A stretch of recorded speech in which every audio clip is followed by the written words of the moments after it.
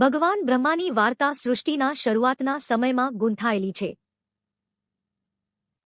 પુરાણો અનુસાર જ્યારે આખું બ્રહ્માંડ અંધકાર અને શૂન્યમાં ડૂબેલું હતું ત્યારે મહાશૂન્યમાંથી એક દૈવી કમળ ફૂટ્યું. એ કમળના હૃદયમાંથી ચારો ચહેરાવાળા પ્રજાપિતા ભગવાન બ્રહ્માનો પ્રાગટ્ય થયો. તેમની દરેક દિશામાં દેખતી નજર સૃષ્ટિના તમામ રહસ્યોને જાણે છે. બ્રહ્માજીને જન્મ્યા પછી ભગવાન વિષ્ણુએ તેમને સૃષ્ટિની રચનાનો દૈવી કાર્ય સોંપ્યો. ત્યારબાદ બ્રહ્માજીએ પ્રથમ મનુષ્ય મનુ અને શત્રુપીને સર્જ્યા. ત્યારથી પૃથ્વી પર જીવનનો વિકાસ શરૂ થયો.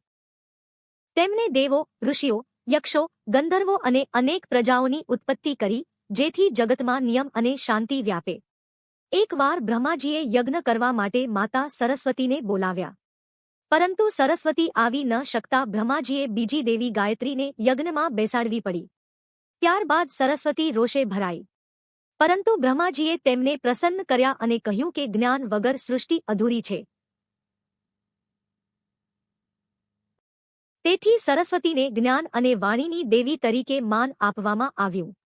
આજે બ્રહ્માજી સર્જનના કર્તા તરીકે પૂજાય છે. તેમની કથામાં શીખ મળે છે કે દરેક શરૂઆત માટે જ્ઞાન, નિયમ અને સૃજનશક્તિ જરૂરી છે, અને દરેક સર્જન પાછળ દૈવી યોજનાનું રહસ્ય છુપાયેલું હોય છે.